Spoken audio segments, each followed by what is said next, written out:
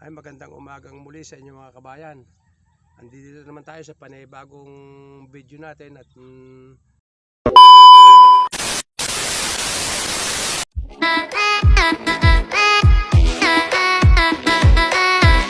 A few moments later. nabilan ng punla ay gusto ko makausap itong master sa pag-alaman.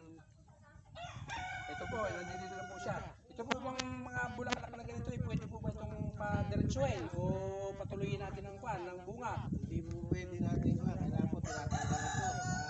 Dire-diretso yung paglaki no. Puno niya, yung kalamansi, yung paglago.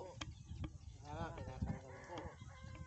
Kinakailangan ba? Dito pa lang, mas maganda siguro, tatanggalin na natin para bago ikalat, bago ipagtatanim sa mga pwesto-pwesto niya, ay matanggal na kaysa sa lilibutin pa pag nakatanim na. Mas maganda siguro.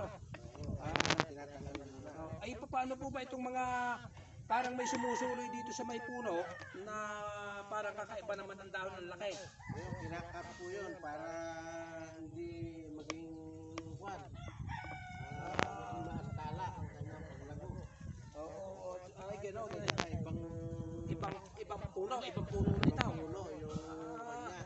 Ito, parang iba kaysa, parang mas malalaki ang tangkay niya. Ay.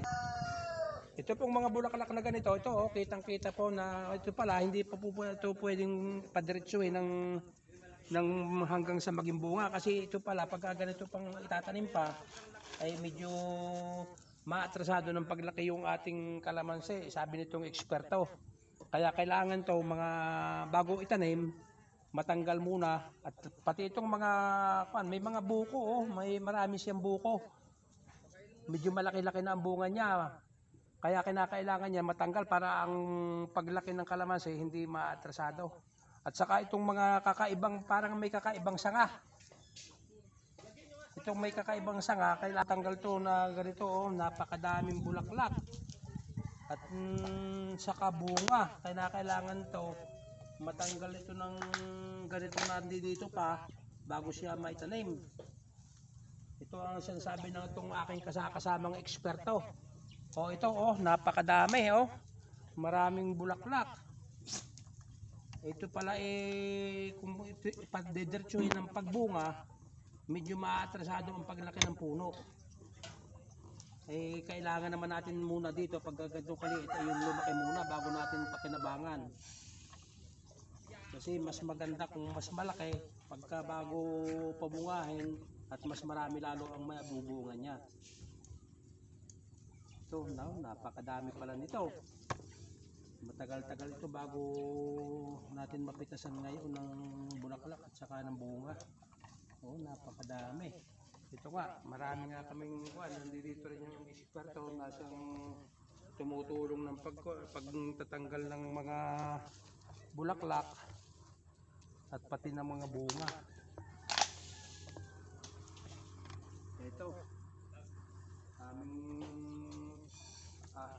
asikasuhin muna itong pagtatanggal nito bago may tanim. Napakadami ng bunga. Ito, kagaya nga itong aking hawak-hawak, malalaki na ito, napakalalaki na. Pag ito malalaking ganito, parang wala siyang pag-asa na tatalbos uli ng bago, hindi siya magsasanga. Parang ang magiging kwan na lang nito, ang magiging papel na lang nitong puno ay palaki nitong bunga. Wala nang sasanga, kaya atrasado ng paglaki. Napakadaming bunga na, isang puno lang ito. At dito na nga po pala nagtatapos ang bidyong ito. At maraming salamat po sa mga nanood at sumuporta sa amin. At huwag po sana niyong kalimutang mag-subscribe at i-like ang bidyong ito. Maraming salamat po muli.